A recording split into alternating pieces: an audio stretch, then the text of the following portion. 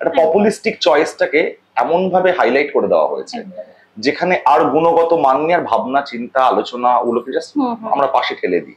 এই ইন্ডাস্ট্রিতে দ্বন্দ্ব যেটা মানে কম্পিটিশন, এটা কতটা ফিল করেছে এতগুলো বছরে? একজন পরিচালক 15টা চরিত্রকে একরকম ভাবে দেখে, একজন অভিনেতা শুধু একটা চরিত্রকে ডিটেইলে দেখে। কিন্তু এটা আমার দেবের সঙ্গে কাজ করা হচ্ছে। তোমাকে নিয়ে যে যা ইন্টারভিউ বেরোয়, মানে সবসময় ইন্টারভিউ ট্যাগলাইন বা হেডলাইনে সবসময় দেখি যে সম্পর্ক রিলেটেড, মানে তোমার কাজ কেন করে বলো বেশি। তো? আমরা রাহুল দ্রাবিড়ের মতো নয়, 200টা বল খেলবো বা 300টা বল খেললে একটা সেঞ্চুরি আসবে। অভিনেতা বা কাউকে কাস্ট করার পরিকল্পনা থাকলে তুমি কাকে কাস্ট করতে চাইবে বা কার সঙ্গে কাজ করার তোমার ইচ্ছে রয়েছে? আর আমরা দেখো শীর্ষেন্দু শিবরামের দুনিয়ার লোক, আমাকে কারোর কাছে কিছু প্রমাণ করার নেই, আমার নিজেকে নিজের কাছে প্রমাণ করার রয়েছে।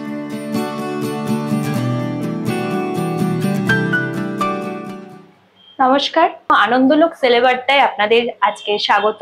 আজকে আমাদের সঙ্গে যিনি রয়েছেন তাকে শুধু সেলেব বলবো না, সেলেবদের সঙ্গে কাজও করেন, মানে সেলেবদের পরিচালনাও করেন তিনি। আমাদের সঙ্গে রয়েছেন পরিচালক এবং অভিনেতা সৌরভ চক্রবর্তী।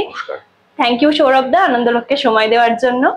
প্রথমেই যেটা বলবো, এই যে পিছনে আমাদের একটা লক্ষ্মী প্যাঁচা একদম, আর তোমার প্যাঁচা পিছন ছাড়ছে না। তোমার সিরিয়াল শুরু হয়েছে লক্ষ্মী ঝাঁপি, ওখানেও প্যাঁচা একটা বড় ক্যারেক্টার। প্যাঁচা একটা বড় ক্যারেক্টার। প্যাঁচা হলো ডিভাইন অ্যাঙ্গেল। আচ্ছা, ঝাঁপি আর দ্বীপের মধ্যে যে দূরত্ব তৈরি হয় যখনই, প্যাঁচা আসে এবং দূরত্বটাকে মিটিয়ে দেয়। ও এরকম একটা। তো যেটা তোমার কাছে জানবো যে দীর্ঘ 8 বছর পর তুমি আবার 9 বছর পর থ্যাংক ইউ 9 বছর পর তুমি আবার টেলিভিশনের পর্দায়, তো কেমন লাগছে এই পুরনো পরিবেশটা? দেখো, প্রথমে তো আমি সত্যি কথা বলতে গেলে প্রচন্ড টেনশনে ছিলাম, কারণ একটা অভ্যেসের প্রয়োজন হয় টানা শুটিং এর, সেটা আমার ছিল না 9 বছর ধরে। সিরিজ, উড়ি বাবা, এই সবকিছু নিয়ে, কবিতা, এগুলো নিয়ে আমি বেশি ব্যস্ত ছিলাম। তো আমার মনের মধ্যে ভয়টা কাজ করছিল যে আমি কন্টিনিউ করতে পারবো কিনা, বা এরকম হবে না তো যে 1 সপ্তাহ 2 সপ্তাহ বা 1 মাস পর মনে হবে যে না আর ভালো লাগছে। তো সেক্ষেত্রে বলবো যে সাধুবাদ জানাবো যে প্রোডাকশন হাউসকে, আমার কো অ্যাক্টর অ্যাক্ট্রেসরা, এবং যে এনভায়রনমেন্ট ওরা ক্রিয়েট করে রাখে, তাতে আমার এখনো মনে হয়নি যে আমি খুব ক্লান্তিকর লাগছে বা আমি বোধহয় পারবো না বা টক্সিক একটা জায়গা, একদমই নয়। তো সেটা অবশ্যই চ্যানেল হাউস, আমার কো অ্যাক্টর অ্যাক্ট্রেস, টেকনিশিয়ানস, পুরো এনভায়রনমেন্টটাই খুব ফ্রেন্ডলি, তো ভালোই লাগে যেতে। ভালোই লাগছে।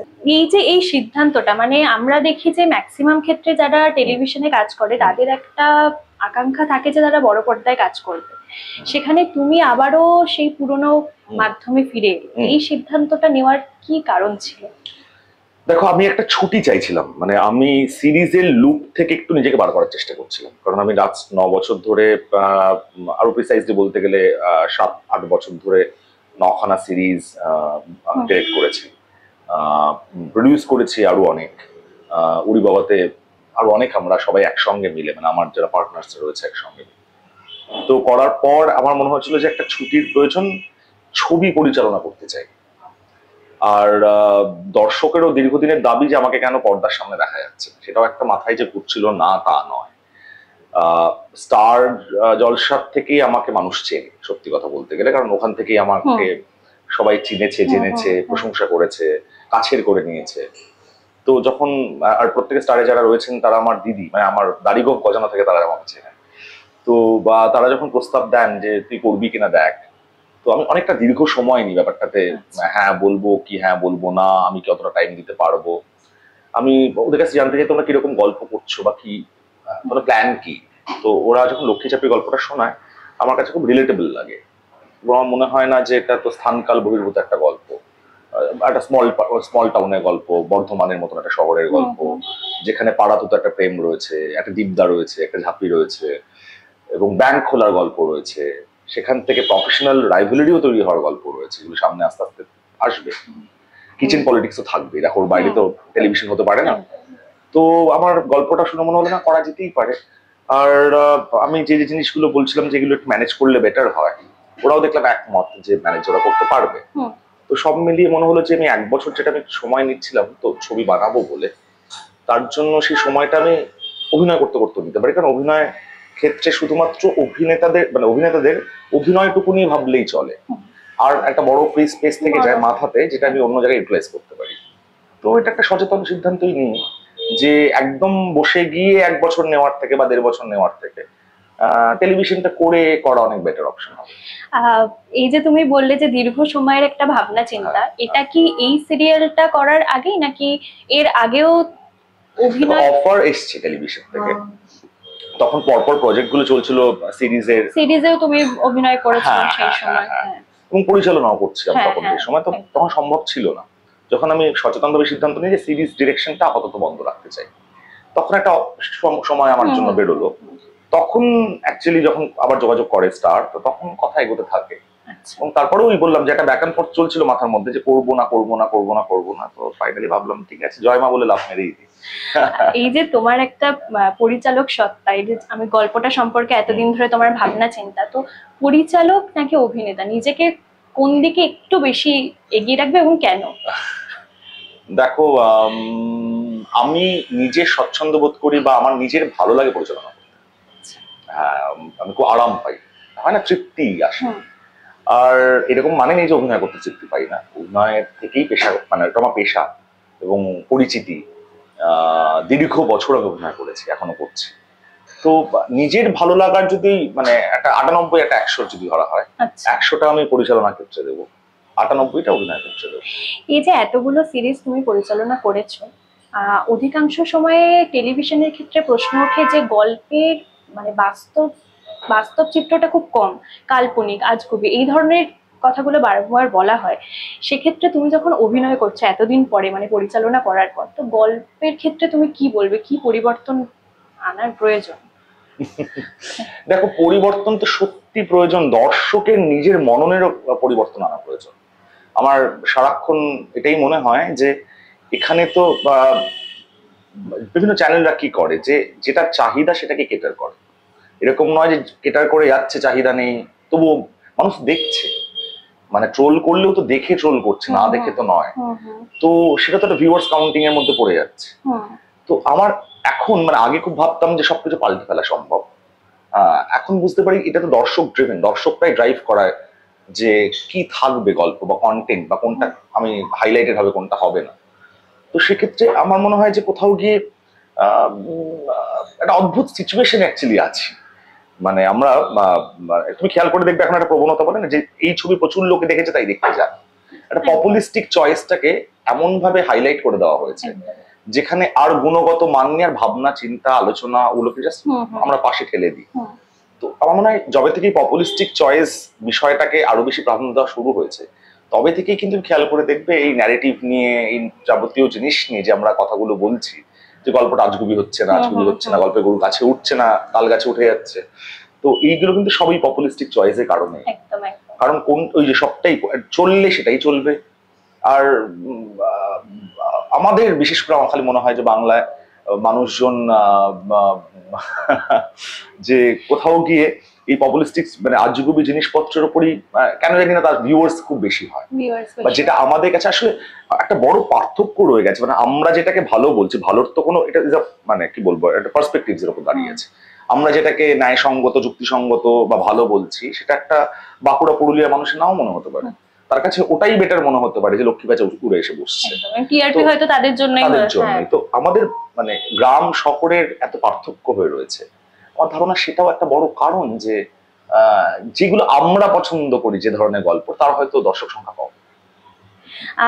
তুমি অনেকদিন ধরে কাজ করছো অভিনেতা হিসেবে এবং পরিচালনায় অনেকদিন, সেক্ষেত্রে ইন্ডাস্ট্রিতে দ্বন্দ্ব যেটা মানে কম্পিটিশন, এটা কতটা ফিল করেছো এতগুলো বছরে? আমি নিজেকে মনে করি যে আমার এই কম্পিটিশন প্রথমত আমি কোনদিন বুঝতেও পারিনি। আর কম্পিটিশন তো নিজের সঙ্গে নিজের হতে পারে, অন্যের সঙ্গে কি করে, মানে আগের দিনের আমির থেকে এখন এই আমিটা বেটার আমি কিনা, সেটার লড়াই চলতে পারে। বা আমি যেটা ক্রিয়েট করছি গতকালের ক্রিয়েশনের থেকে আমি আরো ইমপ্রুভ করেছি কিনা, অভিজ্ঞতা তার মধ্যে বেড়েছে কিনা, বা সেটাকে আমি আমার কাজের মধ্যে দিতে পারছি কিনা, লড়াইটা, কম্পিটিশনটা সেখানে হয়। বাদ বাকি কম্পিটিশন নিয়ে আমি কোনোদিনই, সত্যি কথা বলছি, যবে থেকে ইন্ডাস্ট্রিতে এসেছি তবে থেকে আমি না খুব একটা বুঝে উঠতে পারিনি, আর কম্পিটিশন জন্য ইন্সপায়ারও করতে পারিনি। আর আরেকটা জিনিস আমি মনে করি যেটা আমার লাক বলে কোনো, আমার রাহুল দ্রাবিড়ের মতো নয়, 200টা বল খেলবো বা 300টা বল খেললে একটা সেঞ্চুরি আসতে পারে, এরকম নয় যে 56টা বল খেললাম একটা সেঞ্চুরি হয়ে গেল।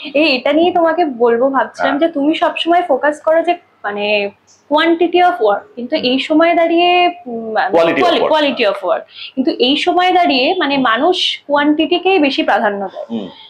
মানে কি বলবো যে প্রচার, পিয়ার বা ভিডিও বা রিলস বানিয়ে যে কেন নিজেদের দেবে না popularity- বলতো? যে ফেসবুক যদি নিজে থেকেই দেখি আর মাঝে মধ্যে ওরা অটোমেটেড মেসেজ পাঠায় যে আপনি আপনার রিচ বাড়াতে গেলে সপ্তাহে 3টে স্টিল, এরকম বোধহয় 3টে রিল আর এরকম সামথিং সামথিং করবেন, তাহলে আপনার রিচ আরো বাড়বে। তার মানে কি বলছে? ও তো কোয়ান্টিটিই বলছে, মানুষকে তো লড়িয়ে দেওয়া হচ্ছে কোয়ান্টিটির দিকে। একদম, একদম। আর অ্যালগরিদমটা তো ওটা আলগারিদম, ওটা অ্যালগরিদম নয় আর কি, ওটা একটা ভয়ঙ্কর জিনিস আর কি, সমস্ত রিদমকে আলগা করে দিতে পারে। তো আমরা তো এখন অ্যালগরিদমের পিছনে ছুটি। হ্যাঁ, কিন্তু তুমি এটা থেকে বেশ কিছুটা হ্যাঁ। দূরে কেন? সচেতন ভাবেই দূরে, কারণ আমি এই হ্যাঁ। ট্র্যাপটার মধ্যে পড়তে চাই না। সত্যি কথা, মানে আমার যখন ইচ্ছা হবে তখন আমি পোস্ট করব, আমার যখন ইচ্ছা হবে না করবো না। আমাকে কারোর কাছে কিছু প্রমাণ করার নেই, আমার নিজেকে নিজের কাছে প্রমাণ করার রয়েছে, এটাই। এই যে টেলিভিশনে যে ফেরার কথাটা আমরা বারবার বলছিলাম, যে সেটা নিয়ে যে অনেকেরই ইচ্ছে থাকে না, যে আকাঙ্ক্ষা থাকে, তোমাকে যেটা বললাম যে শুরুতেই, যে আমি বড় পর্দায় কাজ করব বা ওটিটিতে কাজ করব, তো এই প্রবণতাটা কি মানে থাকাটা কতটা জরুরি? ভীষণ জরুরি। আর মানুষের যদি অ্যাসপিরেশনই না থাকে, তার যদি লক্ষ্য না থাকে, আর সিরিজ তো একটা একটা লিমিটেড, এরকম নয় যে আনলিমিটেড, তার একটা গল্প আছে, তার একটা ভাবনা আছে, মানে তার শুট প্রসেসও আলাদা। একটা অভিনেতার বা একজন পরিচালকেরও বা একজন নবাগতরও তাকে ইচ্ছে থাকবে আমি কত দূর অব্দি যেতে পারি।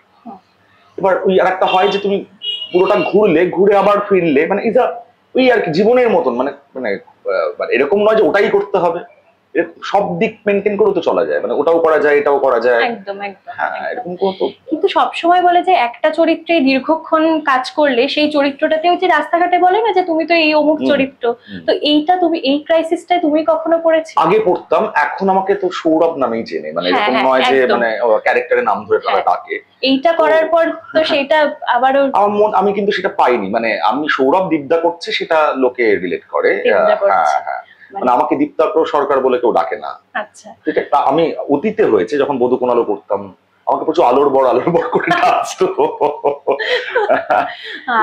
এই অভিনয়ের সঙ্গে সঙ্গে পরিচালনা নিয়ে পরবর্তী কি ভাবনা? ছবির ভাবনা রয়েছে। আমি বহুদিন ভেবেছি, কিন্তু সেটা ঘটনাচক্রে আর ছবি করা হয়ে ওঠেনি। আবারও সিরিজ করেছি, বারবার অনেকগুলো। হ্যাঁ, তো মানে ফাইনালি আমি এটা মানে এই যে কারণে আর কি টেলিভিশনটা আমার ঢোকা, যে না আমার একটা সময় দরকার, আমি সিরিজের লুপ থেকে বেরোতে চাই, আমি ছবি বানাতে চাই এবং একদম ছবি বানাতেই চাই। আচ্ছা, এখন তো শুধু টলিউড নয়, বলিউডেও কাজের প্রবণতা, মানে এখানকার মানুষদের কাজের প্রবণতা ওই দিকে বেড়েছে, টেলিভিশন সেক্টরেই কিন্তু বেশি বেড়েছে। হ্যাঁ, একদম। এইটা নিয়ে তুমি কি কিছু ভাবনা চিন্তা? খুব ভালো, এটা তো খুব ভালো। এবার দেখো, সবার কাছে এটা অ্যাভিনিউ, আজ না হোক কাল খুলবে, আজ আমার খুলছে বা কাল অন্যের খুলছে, কিন্তু এটা ভালো একটা জায়গা যে এখানকার লোকেরা ওখানে গিয়ে কাজ করছে এবং দাপিয়ে কাজ করছে। সেটা মানে ধরো লীনাদিকে আমি দেখছি, এসবিএফ কে দেখছি, বা স্নেহাশিস দাকে দেখছি, ভীষণ ইন্সপায়ারিং। তুমি কিছু ভাবনা চিন্তা রাখছো? বলতে পারবো না, তবে ভাবনা চিন্তা তো রয়েছে, বেশি দূর বলতে পারবো না এটা নিয়ে। আর এখানে এর সঙ্গে সঙ্গে পরিচালনার প্রযোজনার কথা কিছু চলছে। পরিচালনা তো এটা করতে করতে করা সম্ভব নয়, কারণ একটা নাম্বার অফ ডেজ আমাকে কমিট করতেই হয়। প্রযোজনার তো ইচ্ছে রয়েছে। আমি ভার্টিক্যাল সিরিজও আমরা প্রডিউস করেছি জি5 এর জন্য, বুলেট বলে একটা অ্যাপ। হ্যাঁ, বুলেট, ওদের সঙ্গে অ্যাসোসিয়েটেড যে অ্যাপটি। তো শ্রুতি ওখানে পাঠ করেছে, বিশ্বরূপ করেছে, তো একটা হরর ড্রামা থ্রিলার। তো ওটা প্রডিউস করেছি, যখন এটা চলছে তখন শুরু করেছিলাম। এরকম সামনে কিছু প্ল্যানস তো রয়েছে। তোমাকে নিয়ে যে যা ইন্টারভিউ বেরোয়, মানে সবসময় ইন্টারভিউ ট্যাগলাইন বা হেডলাইনে সবসময় দেখি যে সম্পর্ক রিলেটেড, মানে তোমার কেন করে বলো তো? এইটা তোমার কাছে প্রশ্ন, যে এটা নিয়ে তুমি কখনো দ্বিধাদ্বন্দ্ব কেন প্রকাশ করো না? মানে তুমি তো সব জায়গায় খুব খোলাখুলি কথা বলো। একটা হতে পারে আমি বলতে পারি আমাকে এই প্রশ্নটা করবেন না, ওটাও তো একটা কয়েনেজ হয়ে গেল, ওই জন্য আমি বলতে পারি না।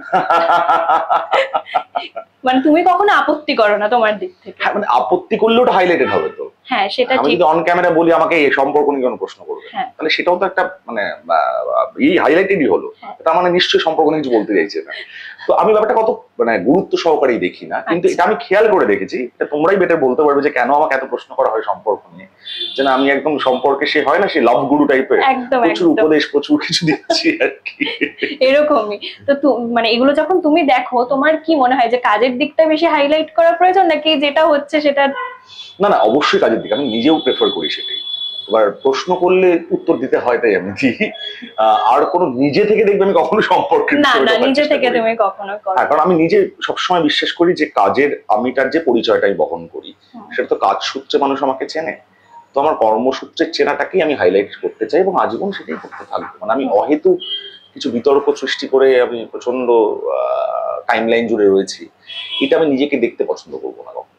বিগত কয়েকদিন ধরে আমি বেশ কিছু প্রশ্ন দেখেছি যেখানে বলা আছে যে আহ, তোমার যে পার্টনার মানে মধুমিতাদির নামটাই আমি নিলাম, যে তার লাইফ আপডেট সম্পর্কে আমরা জানতে পারছি কিন্তু সৌরভদার লাইফ আপডেট সম্পর্কে জানতে পারছি না, এটা একটু বলো তুমি।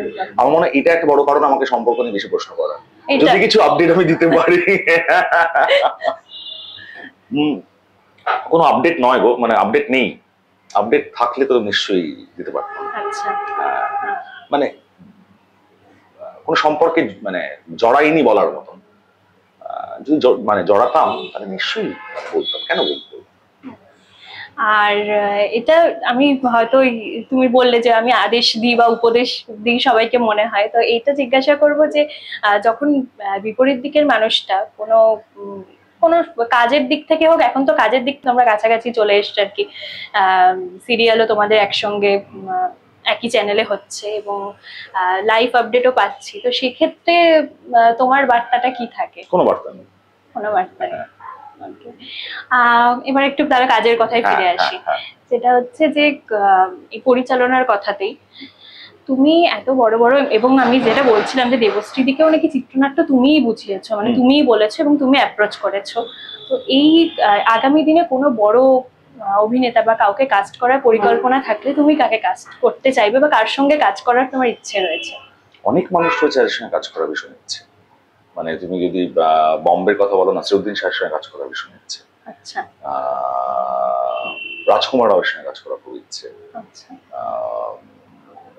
নওয়াজউদ্দিনের সঙ্গে কাজ করার খুব ইচ্ছে পরিচালক হিসেবে। বাংলায় প্রচুর অভিনেতা অভিনেত্রী রয়েছে, কিন্তু আমার দেবের সঙ্গে কাজ করা খুব ইচ্ছে। আচ্ছা। অনেক ঋত্বিকদার সঙ্গে কাজ করা হয়নি, অভিনয় করা হয়েছে, পরিচালনা করা হয়নি, ভীষণ ইচ্ছে। প্রচুর ইয়াং ছেলে মেয়ে রয়েছে যাদের কাজ আমার ভীষণ পছন্দ, তাদের সঙ্গে কাজ করার ইচ্ছে। তুমি কোন ধরনের ছবি বানাতে বিশেষ করে আগ্রহী হবে যদি বর্তমান সময়ে কমার্শিয়াল নায়কদের নিয়ে কাজ করো? দেখো, এমন ছবি আমি বানাতে চাই যেটা যদি কমার্শিয়াল স্পেসে বলো, যেটা রিলেটেবল এবং যার একটা স্কেলটা লার্জ। কারণ ওটিটি আসার পর সিনেমাতে একটা প্রবণতা তৈরি হয়েছে যে তুমি স্কেলটাকে বড় না দেখাও, মানে সামহাও লোকে আর হলে গিয়ে সেটা দেখতে চাইছে না। তার কারণটা তার আশপাশের জিনিসটা সে ওটিটিতে পেয়ে যাচ্ছে। আগে যেমন টেলিভিশন আর সিনেমা মাঝখানে গ্যাপটা একটা বড় ছিল। তো আমার মনে হয় যে একটা লার্জ স্কেলের কোনো গল্প আমি বলতে চাই এবং যেটা খুব রিলেটেবল হবে, আর ক্যারেক্টার গুলোকে স্থানকাল বহির্ভূত মনে হবে না, বা যে ক্রাইসিস থাকবে সেটাও মানুষ রিলেট করতে পারে। এগুলো বেসিক পয়েন্টস। এবার আমার নিজের খুব ইচ্ছে, আমার মানে খুব কাছের একটা চিত্রনাট্য যেটা আমি অনেকদিন ধরে কাজ করছিলাম, যেটা একটা মজার গল্প, কিন্তু সোশ্যাল স্যাটায়ার, মানে এরকম নয় যে মানে নিছক মজা, তার মধ্যে দিয়ে অনেক কিছু বুঝিয়ে দেওয়া, যেটা মজা তো একটা অস্ত্র, হাসি তো একটা অস্ত্র, মানে কঠিন ভাবে অনেক কথা বলা যায় না যেটা হাসির ছলে হিসেবে রেখে দেওয়া। আর আমরা দেখো শীর্ষেন্দু শিবরামের দুনিয়ার লোক, মানে সেই রাজ্যের লোক, বাসিন্দা। তো বাঙালির হাস্যরস বা এই রসাত্মবোধ চেতনা আমার মনে হয় খুব স্ট্রং একটা কম্পোনেন্ট বাঙালির। এই যে তুমি এই জনরার যে কাজটার কথা বললে, এরকম যদি তুমি কাজ করো তাহলে কাকে কাস্ট করার তুমি কি চিন্তা ভাবনা করে রেখেছো? অনেকে রয়েছে, মানে মানে আমি জাস্ট র্যান্ডম বলতে পারি। হ্যাঁ, এরকম কখনো তো কাউকে ভেবে রেখেছি। আমার অঙ্কুশের কমেডি টাইমিং খুব ভালো লাগে, আমার মনে হয় যে ও দুর্দান্ত পারফর্ম করতে পারবে। এরকম বহু লোক রয়েছে, মানে ওরকম ফিক্স করিনি যে একে নিয়েই আমি করতে চাই। আর যখন একটা গল্প ভাবনা চিন্তা করো বা একটা চিত্রনাট্য, তখন কোন কোন দিকগুলো পরিচালক হিসেবে তুমি বেশি মাথায় রাখো? প্রথম যেটা সবার আগে মাথায় আসে যে দুটো জিনিস সবার আগে মাথায় আসে। এক, এটা বিলিভেবল লাগছে কিনা, একটা তো মাথা থেকে বেরোলো। এবার সেটা বিভিন্ন জনের, আমি যাদেরকে বিশ্বাস করি, এরকম ট্রাস্ট করি, এরকম মানুষজনকে আমি ফিডব্যাক নিই যে তাদের কাছে এটা বিশ্বাসযোগ্য লাগছে কিনা, বা এরকম মনে হচ্ছে না তো যে আমি আমার ইগো স্যাটিসফাই এর জন্য করছি। কারণ সেটা আমি বুঝতে পারবো না, সেটা অপর একটা তৃতীয় পক্ষের ব্যক্তির প্রয়োজন, যে শুনে বলতে পারবে যেটা ইগো স্যাটিসফ্যাকশনের জন্য হচ্ছে না, এটা না মানুষ এটা রিলেট করবে। এটা একটা জিনিস আমি সবার আগে মাথায় রাখি। আর সেকেন্ড যে জিনিসটা মাথায় রাখি, খুব বেশি দুর্বোধ্য হয়ে যাচ্ছে কিনা, মানে কমপ্লিকেশনস বা কমপ্লেক্স সিটি দেখাতে গিয়ে এরকম যেন না হয়ে যায় যে মানুষ মানে বুঝতেই পারছে না বা তার মাথার উপর দিয়ে বেরিয়ে যাচ্ছে। সেটা হলো একটু সমস্যা, কারণ তুমি চাও কি না চাও তুমি তোমার অডিয়েন্সকে লিমিটেড করে ফেলছো। কারণ বিগত বছর বা দশকে সিনেমা, সিরিজ যেটাই বলো না কেন, এন্টারটেনমেন্ট কোশ্চেনটাকেই সবার আগে গুরুত্ব দেওয়া হয়। সিনেমার যে আরো অনেক ভূমিকা রয়েছে সেটাকে আমার মনে হয় ডাইলিউট করে দেওয়া হয়েছে। তো দর্শকও সেইভাবেই রেডি যে আমাকে এন্টারটেন করো এসব। তো ওই কোশ্চেনটাকে বা ওই কোশ্চেনটাকে মানে ভীষণভাবে মাথায় রাখতে চাই, বা মাথায় রাখতে হবেও সবাইকে, কিছু করার নেই। আরেকটা শেষ প্রশ্ন আর কি তোমার জন্য, যে এই যে বিশ্বাসযোগ্যর কথাটা বললে, এখন তুমি যে কাজটা করছো সেখানে তুমি পরিচালক হিসেবে বিশ্বাসযোগ্যতা মানে অডিয়েন্সের কাছে বিশ্বাসযোগ্য করে তোলার জন্য মানে কিছু কি ইন্টারাপ্ট করছো, মানে কি? না, আমি যখন অভিনয় করি তখন একদম পরিচালক সত্তাটাকে অফ সুইচ অফ করে বাড়ি থেকে বেরোই। আচ্ছা। কারণ আমি দেখেছি যে সমস্যাই হয়। আর আমি বিশ্বাস করি যে যে পরিচালক পরিচালনা করছেন তার চশমা দিয়ে দেখাটা অনেক বেটার। কারণ আমি এখানে ভাড়াটে, পরিচালক বাড়িওয়ালা। তাহলে তুমি বিশ্বাসযোগ্যতার সেই এটা কিন্তু তার দায়িত্ব। আচ্ছা। আমার দায়িত্ব হলো কি তার চোখে দেখা চরিত্রটাকে বিশ্বাসযোগ্য করে তুলতে পারছে কিনা। এবার সে কিভাবে দেখতে চাইছে এটা সম্পূর্ণ তার দায়িত্ব। একজন অভিনেতা যদি বারবার তাকে পোক করতে থাকে বা তার মতামত গুলো দিতে থাকে, সেটা খুব একটা ঠিকও নয়। তার কারণ আমি পরিচালনা করতে গিয়ে বুঝতে পেরেছি, একজন পরিচালক 15টা চরিত্রকে একরকম ভাবে দেখে, একজন অভিনেতা শুধু একটা চরিত্রকে ডিটেলে দেখে। তার পয়েন্ট অফ ভিউ কিন্তু ঘোরাফেরা করে তার চরিত্রটুকুকে নিয়ে। এবার সেটাকে বাড়াতে গেলে অন্য জায়গায় ব্যালেন্সটা ঘাটবে কিনা সে কিন্তু জানে না, কিন্তু পরিচালক কিন্তু জানে তার থার্ড পয়েন্ট অফ ভিউ থেকে বা বার্ডস আই থেকে যে কতটা কাকে ব্যালেন্স দেওয়া প্রয়োজন বা কিভাবে ব্যালেন্স করা প্রয়োজন। তো আমি সেখানটা ঘাটতে কখনো চাই না, বরঞ্চ আমি যখন পরিচালনা করতাম না তখন নানা রকম কিছু মাথায় আসতো, আমি বলে ফেলতাম। পরিচালনা করতে গিয়ে বুঝতে পেরেছি এটা খুব একটা ঠিক জিনিস নয়। ইটস বেটার যে উনি আমাকে যেটা করতে বলছেন সেটার মধ্যে বিশ্বাসযোগ্যতাটা খোঁজা, বা আমার যদি কিছু প্রশ্ন থাকে চরিত্র নিয়ে সেই প্রশ্নটা করে সেটা জাস্টিস খোঁজার। মানে আজ পর্যন্ত তুমি তোমার করা কোনো চরিত্রকে মডিফাই করোনি, মানে তোমার মতো করে? অবশ্যই মডিফাই করেছি, সেটা তো একজন অভিনেতা হিসেবে চরিত্রটাকে মডিফাই করেছি, সেটা নিয়ে আলোচনা করেছি। কিন্তু সিনটা কিভাবে নিলে ভালো হতো, বা এই সিনে ওইটা কেন দেখাচ্ছ তুমি, এটা না দেখালে বেটার হতো, এইটা আমি করি না, এটা বিশ্বাসও করি না আর কি। Thank you so much Sourav the.